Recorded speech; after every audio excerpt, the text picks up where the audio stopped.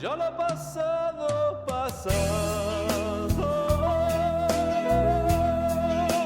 No hagan consultas. Yo ya jodí y robé. Todo quedó en el ayer. Ya olvidé. Ya robé. Ya olvidé. Aquí en Los Pinos pude vivir con harta lana. Quiero volver otra vez a ser tratado cual rey. Ya olvidé, ya robé, ya olvidé.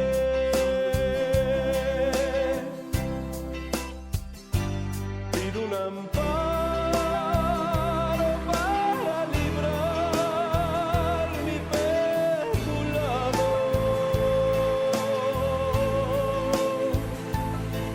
Mil tranzas con tanto y tanto dolor.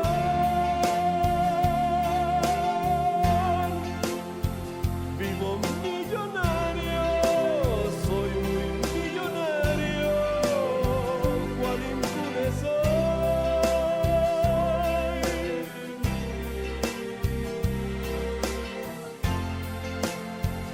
No me han agarrado, no me están chingando, ya les dije adiós.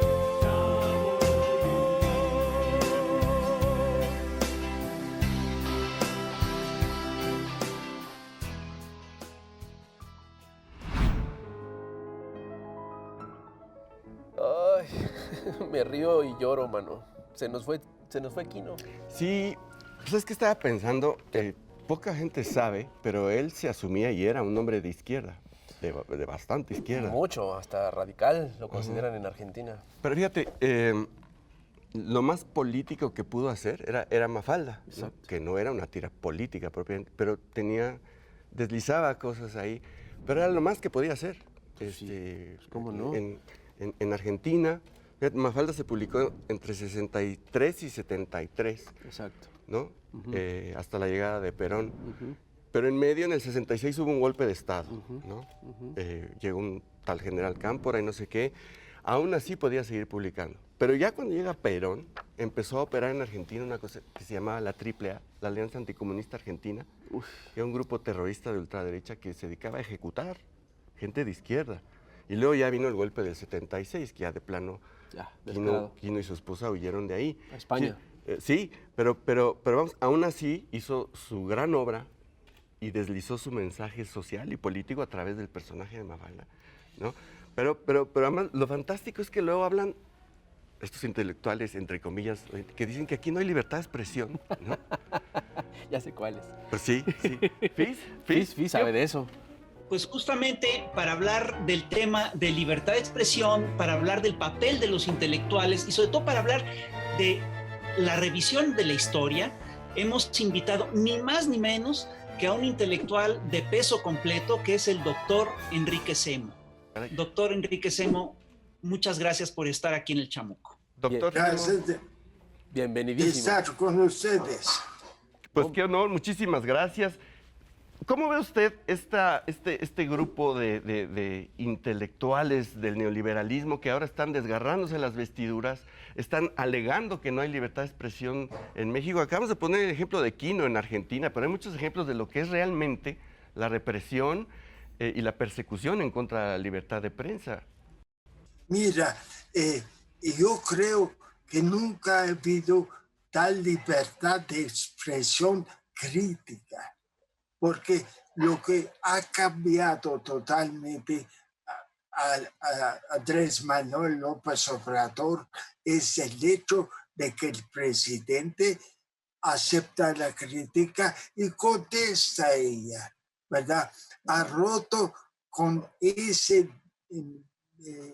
mito de la unidad nacional, cuando dice para el bien de todos, primero los pobres, acepta que hay una diferencia esencial en nuestro país entre el 60% de la población que está en la pobreza y el resto, y que esa contradicción hay que discutirla abiertamente.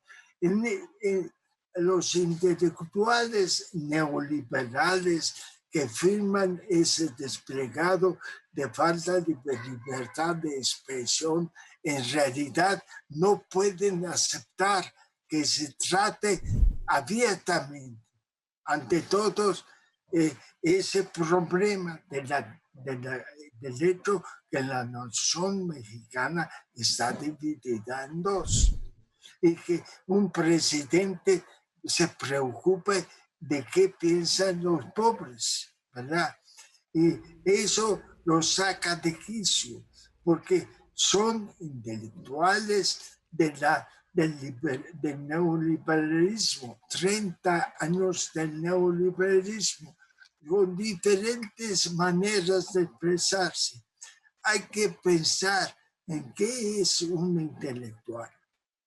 Un intelectual es un artista, un científico o un escritor que interviene en los problemas públicos, se expresa constantemente sobre los problemas públicos. Ustedes, los chamucos, por ejemplo, son en ese sentido intelectuales, porque se expresan siempre sobre los problemas públicos. Su tarea no es siempre la de crear ideas. A veces, gente que crea las ideas no son intelectuales en ese sentido, ¿verdad? Pero de difundir siempre un tipo de ideología. Y sabemos que la ideología dominante es la ideología de la clase dominante. Y en ese sentido, pues, ¿quién es la clase dominante? Seguramente no los pobres de México. Entonces, hicieron eso durante 35 años. Algunos de ellos vienen de pensamiento progresista, del pensamiento incluso de izquierda, pero se fueron cambiando a medida que el neoliberalismo estuvo conquistando las mentes y los corazones de la gente, porque el neoliberalismo es una ideología también, una ideología que coloca al individuo en competencia, en el centro de la realidad, que coloca al mercado en el centro del mundo. Entonces se fueron pasando esa ideología y ahora que tenemos un presidente que cuestiona precisamente esa ideología y lo hace abiertamente y se refiere a ellos como opositores, ¿verdad? Se consideran heridos, incluso hablan de veras, es risible del peligro de tener que irse de México, porque su libertad de expresión está en peligro. Y por libertad de expresión hablan del dominio de su ideología neoliberal, está en peligro, ¿verdad? Es muy lastimoso, pero va a haber mucho de eso todavía. Y yo creo que debemos, la cuarta transformación debe ser también una transformación ideológica. Debemos tener intelectuales de la cuarta transformación. Entre los intelectuales hay los notables, que son siempre una veintena, un cincuentenar, periodistas, artistas, cuyas ideas se difunden a todo dar. Y los comunes, muchos maestros, funcionarios, son toda la intelectualidad dominante de un régimen. Y eso se está sacudiendo. Es como un árbol que se está cayendo, se está secando y sus frutos que se han sacado se están cayendo. La libertad de expresión es que yo puedo hablar. Ese es todos, no jamás, pero yo debo poder hablar.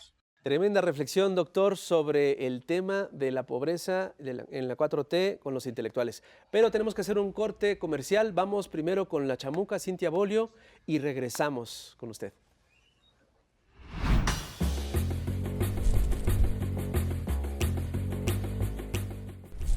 Querido lectorado, patriarcado es que las mujeres tengan que marchar cada 28 de septiembre por el aborto legal para todo México y que marchen también porque el 99.9% de violadores y feminicidas andan libres e impunes.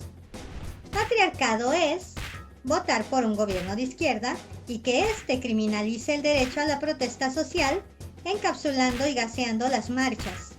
Patriarcado es que la policía ataque a las chavas, aunque eso sí yo no comparto su respuesta a las agresiones. Eso es algo a replantear en las manifestaciones feministas. Tampoco se vale comparar la fuerza policial del Estado contra una marcha de civiles. Patriarcado es que la derecha prianista quiera montarse en el movimiento para su beneficio, pero tenemos mucha memoria, aunque la derecha cínica y fake minista no la tenga. Patriarcado es el horror que vivimos las mujeres. Y va para 2 años la 4T y la violencia y la impunidad siguen. Desde el feminismo dimos votos para un cambio de régimen. No molesta el feminismo cuando marchamos por el 68 o por los fraudes del 88 para acá o Ayotzinapa, por citar algunos ejemplos. Hemos estado con todas las causas y somos parte de ellas. Patriarcado es pensar que el feminismo surgió para sabotear a la 4T, porque votamos por ella. El feminismo surgió hace siglos debido a la discriminación contra las mujeres y las violencias machistas, no al revés. Patriarcado es la lucha de hombres contra hombres por el poder político con métodos tradicionales. El feminismo es de izquierda, por cierto. ¿Y saben a quién beneficiará que nos repriman? A la derecha, pues así se pierden votos. Como feminista, quiero que ya no sea necesario el feminismo, que ya no tengamos que pedir justicia porque ya no habrá omisión ni indiferencia, que ya no sea un México feminicida, violador o que niegue el derecho a decidir. Patriarcado es tratar de deslegitimar al feminismo, silenciando nuestra causa. La 4T será feminista o no será.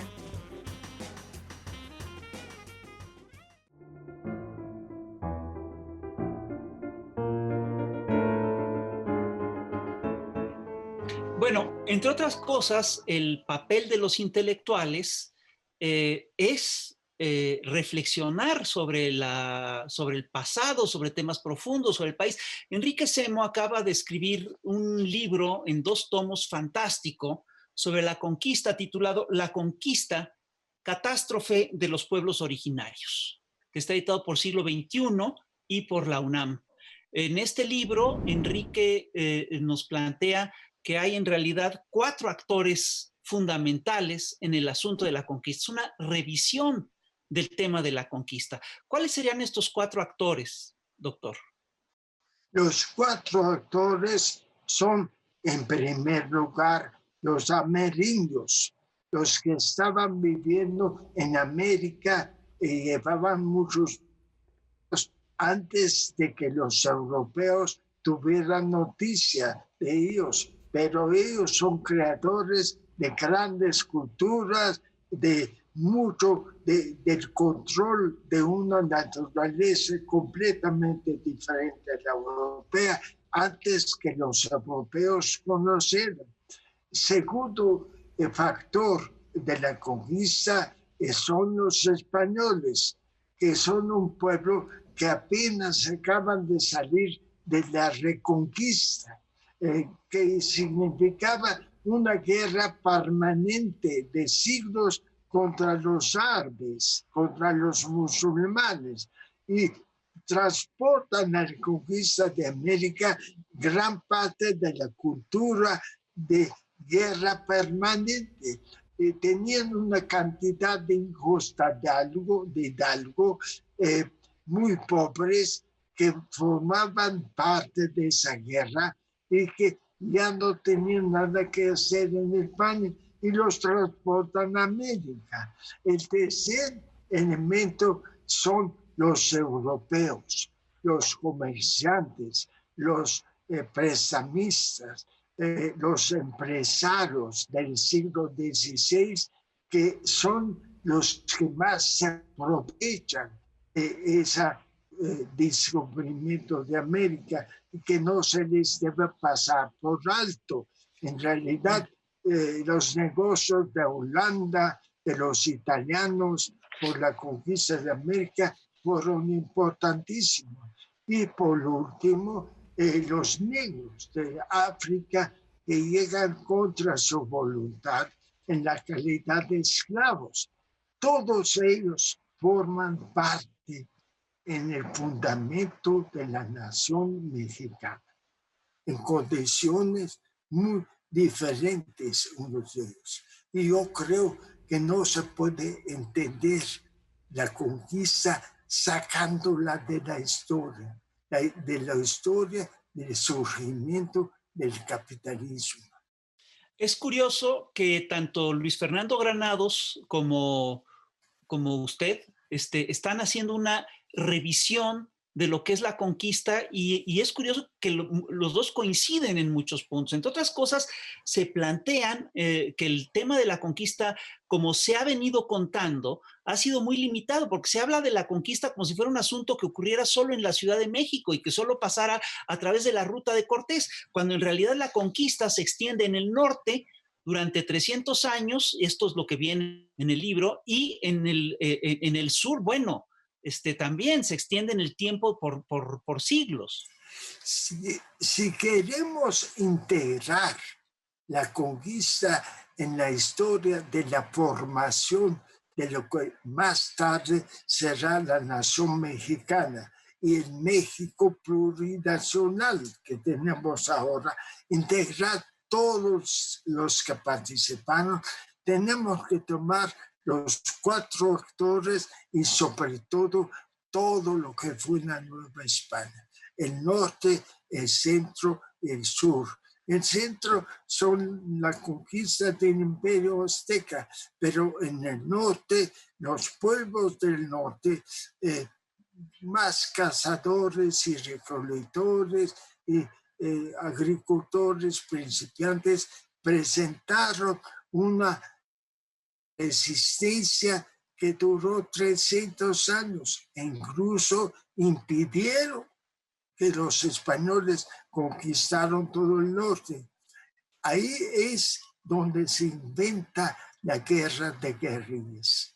Es increíble, pero la guerra de guerrillas que los españoles dirán en 1808 que ellos la inventaron, la aprendieron aquí en América con los pueblos del norte, que fueron guerrilleros invencibles mucho tiempo y tardaron mucho en someter o no se sometieron.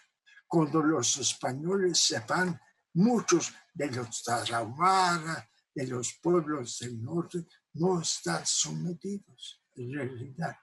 Y respecto, los mayas tienen una idea muy diferente del conquistador.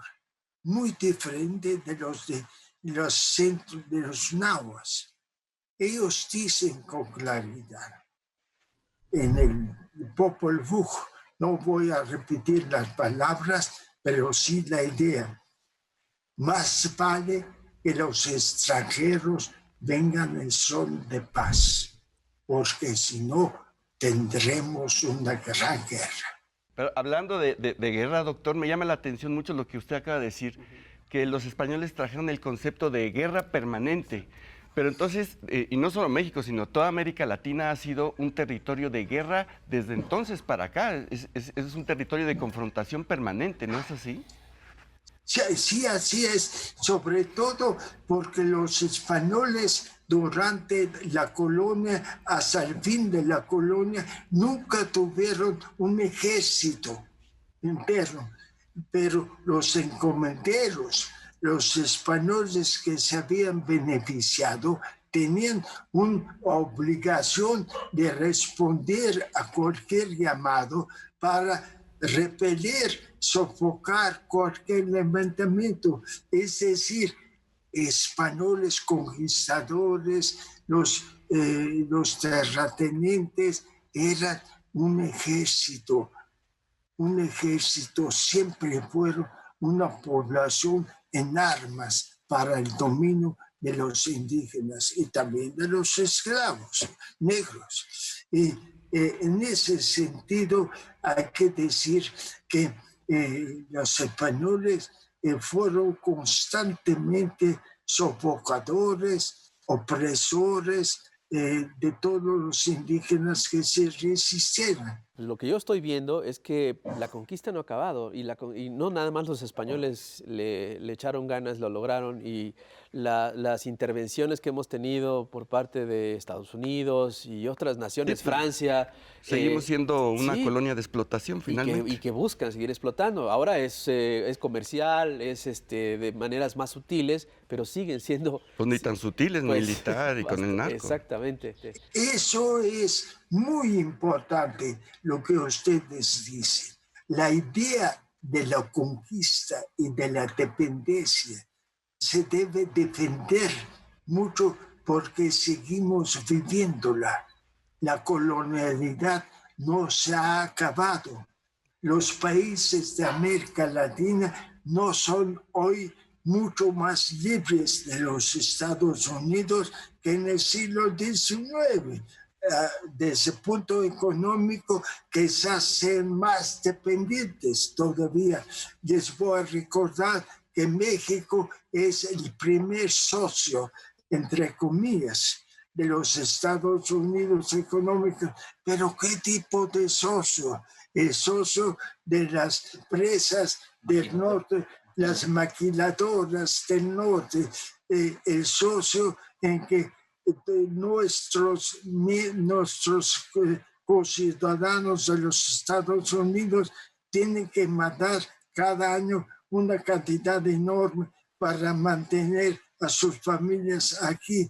Ese tipo de socio depende. Entonces, la idea de colonialidad, de dependencia, debe explorarse todavía no como una cosa de los siglos XVI a XIX, sino como una cosa de la historia contemporánea. Hablando de historia contemporánea, doctor, hoy es 2 de octubre y no se olvida. Exactamente. Continuamos con el doctor Enrique Semo aquí en YouTube y seguimos hablando, entre otras cosas, de su libro sobre la conquista. En este libro, Enrique, tú hablas, entre otras cosas, de la enorme aportación que le hizo América a Europa y que esta aportación, entre otras cosas, le costó a América la sobreexplotación de laboral de la gente, de los americanos, y el saqueo de materias primas. Así es. Viendo al primer aspecto, la explotación de la población, trabajo barato, en una época en que el capitalismo está surgiendo y la explotación se hace a través del dinero. O sea, puedes no tener límites. En efecto, la esclavitud fue la primera forma de trabajo en el nuevo dominio español. Y entonces las minas fueron básicamente explotadas a través de la esclavitud hasta mediados del siglo XVI y después por mano de obra barata. A través de la plata, nosotros mandábamos a Europa un plus trabajo, un exceso de trabajo de los indios de América a Europa sin recibir nada a cambio. Como decía muy bien el presidente de Bolivia, si hacemos, porque Perú fue el otro centro, si hacemos las cuentas de toda la plata que les hemos enviado gratis a Europa, nos deberían de pagar una cantidad que nos permitiría un desarrollo formidable. Ahora, segundo, todas las plantas, de las plantaciones, el azúcar, el café, el cacao, todos esos productos que se fueron de América Latina a base de mano de obra muy barata y muy explotada. Fue otra que Marx se lo dice, el capitalismo se habría tardado mucho más en desarrollarse sin esa contribución de América a Europa. Pero y eso debemos tenerlo consciente. O sea, Esos obreros nuestros de las maquiladoras ahora están contribuyendo a la riqueza de los Estados Unidos. esto no me suena muy Así diferente que- a lo que estamos viviendo ahora con estos tratados y con este neoliberalismo. Me suena un neoliberalismo colonial, suena como Claro. un maltratado de esclavo comercio. Bueno, o sea, nada más el ejemplo de las minas. Ahorita las minas en su gran mayoría son propiedad de canadienses Sí. o de empresarios locales como la REA. Y la mano de obra, es decir, el trato a los trabajadores, pues ahí está el caso de Pasta de Conchos, ¿no? Que se cayó la mina y ahí los Exacto, y ahí dejan. está. Y, o sea, prácticamente es lo mismo. Sí, no hemos cambiado mucho. Sí, es en realidad lo mismo. Se está repitiendo, las formas cambian, las ramas de la economía también cambian, pero el contenido que es mano de obra barata, explotada a más no poder, y las ganancias se van afuera, se van a las diferentes potencias económicas. Y en ese sentido, la colonia fue una relación extrema, pero continúa hasta nuestros días. ¿Qué tanta diferencia realmente hay entre la colonialidad, digamos, de la Nueva España y la colonialidad neoliberal? Porque parece una cosa, perdón.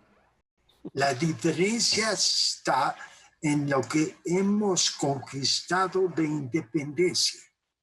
El pueblo mexicano ha luchado todo el tiempo por una independencia de los Estados Unidos y de las grandes potencias. La primera fue la independencia, el derecho a tener un Estado propio, ¿verdad? Y lo logramos. La segunda fue el derecho de que la sociedad tuviera múltiples expresiones y no estuviera acaparada por la iglesia cristiana, que era la única con derecho a hablar. Todos los demás debíamos callar y obedecer, ¿verdad? Esa fue la segunda. Y la tercera fue reconocer que los campesinos y los indígenas que son hasta hoy día campesinos tienen los mismos derechos de expresión. Hubo intelectuales de izquierda, por ejemplo, el maestro rural, que llevó a la comunidad las ideas de la liberación, de la igualdad, junto con la reforma agraria de Lázaro Cárdenas, ¿verdad? Hay épocas en que el intelectual es un revolucionario y hay épocas en que es un conservador. Bueno, nuestros intelectuales conservadores se quejan de que les falta libertad de expresión. No, simplemente se les contesta. Y no lo soportan. Quiero hacer una observación. Fíjate que es curioso porque, que estos intelectuales se quejan de que está amenazada la libertad de expresión y sin embargo no pueden poner un solo caso de censura, no lo pueden presentar porque no hay tal. Y lo que sí tenemos, lo que yo sí creo que amenaza la libertad de expresión es la infodemia, es la lluvia de mentiras. Y estoy convencido de que decir que la libertad de expresión está amenazada hoy contribuye, entre otras cosas, a la lluvia de mentiras, engrosa la infodemia. ¿No pone esto realmente en riesgo la libertad de expresión? Tienes mucha razón. Muchos de esos intelectuales siguen gozando de enorme participación en la formación de la ideología. Son miembros de programas de televisión, de radio, tienen revistas influyentes en ciertos medios.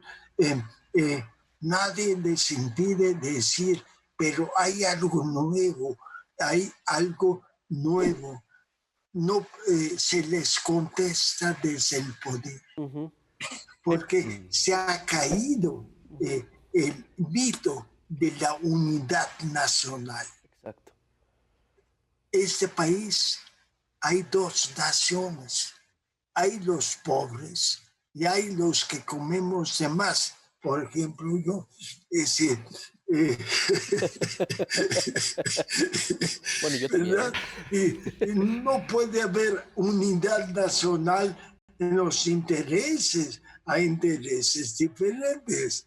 Y por lo tanto, ellos están espantados hacia eso, ¿verdad? Y esa campaña es muy peligrosa. Tú mismo me decías que en tiempos de Madero, primero hubo la campaña y después el golpe de Estado. Y la campaña fue muy importante porque inmovilizó a la gente. La gente no sabía qué está pasando en realidad. Y eso es lo que están tratando de hacer esa vez también. Con mira a las elecciones de 21 y también al plebiscito que después va a haber sobre el presidente. Lo que les molesta no es que su libertad de expresión esté amenazada, exacto, que no lo está. Lo que realmente les indigna es que la hegemonía de su discurso se acabó. Sí. Porque, caray, la verdad es que tenían todos los espacios para ellos. Es decir, solamente era la voz de ellos la que se escuchaba. Este programa era imposible, exacto, en la época anterior. Es lo que Carlos Facio llamaba la uniformidad mediática de los neoliberales. Pero tenían todos los espacios. Y otra cosa muy importante que está señalando bien el doctor es que se está poniendo sobre la mesa el tema de la pobreza en serio. No, claro, nada más así como de, son números y son daños colaterales. No. Se está poniendo realmente sobre la mesa el tema de proteger a los pobres. Lo que dice el doctor. O sea, realmente no es que se esté dividiendo o polarizando al país hoy en día. El país estaba dividido desde el momento en que la mayoría de la gente, que son 70 millones según Julio Volvinic, están en extrema pobreza, y solo el 10% vive bien. Exacto. Esa es la real división. Y viene de la colonia. Sí. Bueno, en ese sentido, la colonia se repite también en otro aspecto. La colonia estuvo basada con un gran discriminación, un gran racismo, la discriminación del indio, del moreno. Hay en la conquista española una rama de pensamiento que era dominante entre los conquistadores, entre los primeros dueños de riquezas aquí, que era que el indio no es un ser igual que el blanco. En origen, en génesis, es diferente, inferior. Como decía Ginés de Sepúlveda, la diferencia entre los españoles y los indios es la misma diferencia que hay entre el hombre adulto y el niño, entre el hombre tolerante y abierto y el mono. El mono era el indígena. Buffon y De Pau y otros naturalistas del siglo, bueno, y otros naturalistas del siglo de la Ilustración se planteaban que el mesoamericano era un hombre inferior porque como vivía en las alturas, le escaseaba el oxígeno y entonces no se podía desarrollar bien. Y del mismo modo, como la llama era un camello que no se había podido desarrollar bien, el hombre mesoamericano era un humano que no había, bueno, al que le faltaba mucho para llegar a ser un europeo. Y eso establecía, entre otras cosas, la diferencia entre el español peninsular y el español nacido en la Ciudad de México, lo cual, perdón, es una fascinante, pero así funcionaba. Así funcionaba la lógica racial y esa era una de las estructuras del régimen de castas. Pero sigue funcionando mucho así, ¿eh? Sí, Así sigue es. igualito, o sea, perdón, pero es que ese es el tema. Y como bien señala el doctor, fíjate que yo lo quiero rescatar porque es algo que no lo había leído ahí por ahí, la importancia de que se entienda, de que deben de discutirse estos temas, de que debe de eliminarse la idea de la unidad, de que solamente hay un solo discurso. Se debe de reconocer de que hay posturas encontradas y sobre todo rescatar este tipo de cosas que siguen arrastrándose desde la colonia. Sí, en ese sentido, verdaderamente estos intelectuales no recuerdan la Inquisición. La Inquisición no permitía nada que fuera de lo dominante. Era las ideas de la Iglesia Católica. Y en ese sentido era o te sometes o cuello. Por eso hablan de que hay peligro de que se tengan que ir del país, como si hubiera una inquisición. Pero yo no veo ninguna amenaza de nada, absolutamente. No, es una campaña. Es una campaña que tiene muchas expresiones muy diferentes. Desde Farina, ¿verdad?, hasta esa campaña, todo es para que se impida el puesto del presidente de Morena en las próximas elecciones. Bueno, una cosa que hay que recordar, el día de ayer, bueno, hace unos días, uno de los intelectuales de la derecha, que es Francisco Martín Moreno, que a mí me parece un pensador realmente muy pobre, dijo en una entrevista pública que él extrañaba a la Inquisición y que él dijo algo así como, ¿cómo desearía que regresara la Santa Inquisición para colgar? No, para quemar a los seguidores de López Obrador en el Zócalo. Eso sí, es un llamamiento al fundamentalismo más cerrado, a los otros más intolerantes. Eso es, al decir que no hay libertad de expresión, en realidad es lo que se hace un llamado a la intolerancia, al cambio, la intolerancia al cambio. No hay que olvidar que en el sentido común del pueblo mexicano, Hay también a veces un miedo al cambio, un miedo a algo nuevo.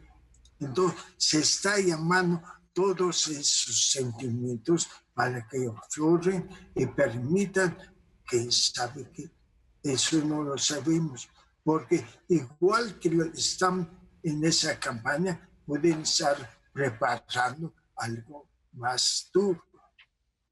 Pero lo que sí demuestra ese caso, Fisgón, es que estos personajes que nos los pintaron como los intelectuales, las voces a seguir, los libros a leer, etcétera, en realidad tienen una pobreza intelectual pavorosa y ahora se expresan solamente desde las vísceras con odio y son completamente incapaces de articular el más mínimo discurso coherente, que es lo que se supone que saben hacer. Exacto. Eso de decir que van a quemar a la gente, que desearían quemar a la gente, argumento? eso lo dice un intelectual. O sea, realmente nos vendieron como intelectuales a unos patanes. Exacto. Bueno, yo creo que el caso de Martín Moreno es muy especial. Sí, Yo creo que también hay otros sectores, son mucho más ilustrados, son más inteligentes y que son menos bárbaros que este personaje. Y obviamente ellos dicen cosas más acertadas. Pero tampoco son capaces de construir un discurso. Yo creo que están en crisis. Yo creo que ocurrió simplemente, ellos son una buena ilustración de aquella cosa que decía Carlos Monsiváis, que él en un momento dado dice, o no entiendo lo que está pasando, o ya pasó lo que estaba entendiendo. Yo creo que ya pasó lo que ellos estaban entendiendo. Sí, eso está muy bien dicho. Ha pasado lo que ellos estaban entendiendo y representando. Mira, hay en ese sentido una cosa muy perversa de la relación del Estado neoliberal con los intelectuales. Es decir, se los acerca, los cohorta, está todo a un grupo, ¿verdad? No solamente los notables, también a muchos comunes. Está todo para que promuevan ideas que son defensores de la situación que existía, ¿verdad? No siempre es consciente en los intelectuales esa cosa, pero el Estado mexicano de los neoliberales fue en ese sentido muy especial, con una atención hacia los intelectuales y sus debilidades. La debilidad puede ser el dinero, puede ser el puesto y puede ser el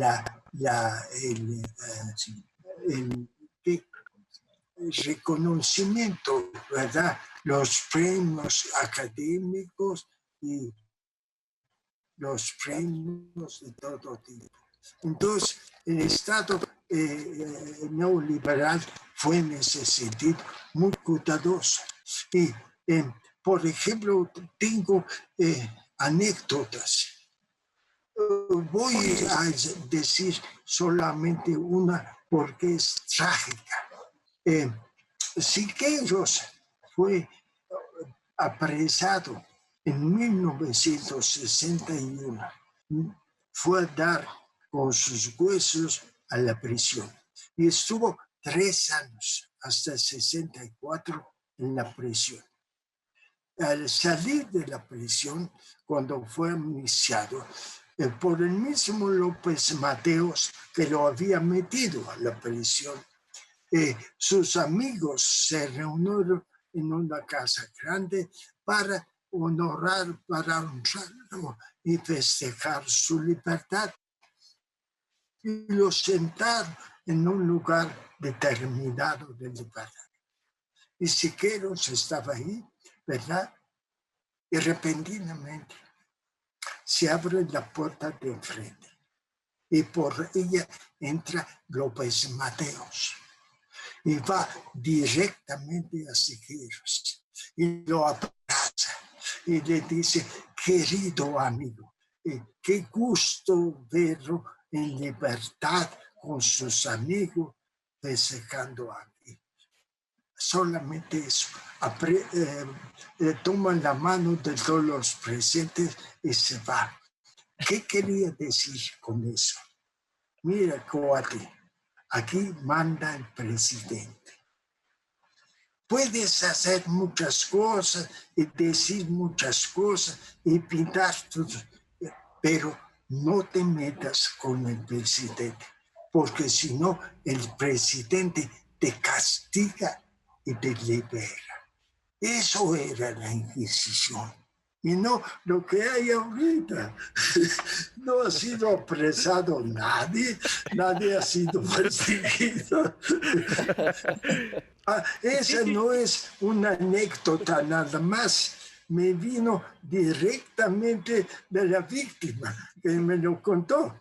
¡Qué barbaridad! Hay que hacer la aclaración de que Siqueiros fue a la cárcel efectivamente por haber dicho públicamente cosas contra López Mateos. No sé si lo insultó o qué le dijo. No. La cosa es así. López Mateos, a quien llamaban también López Paseos, porque viajó mucho en América Latina después de la represión de los ferrocarrileros. Siqueiros participó en la huelga con los ferrocarrileros.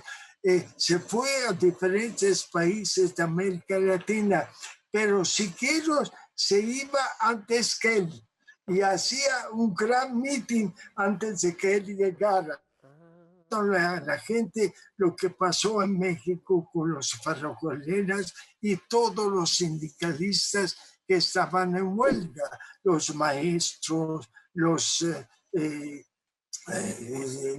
telegrafistas, le contaba a la gente y luego llegaba López Mateos, ¿verdad? Con ese al terminar el viaje, mete a Siqueiros en la cárcel. El otro que iba también en ese tour con Siqueiros era Renato Leduc, que tuvo a bien irse del país. ¿No? Es decir, eso sí es censura, es decir, eso no lo que tenemos ahorita, lo que tenemos ahorita es otra cosa. Yo creo que al contrario, lo que se está dando es por primera vez un debate real. Exacto.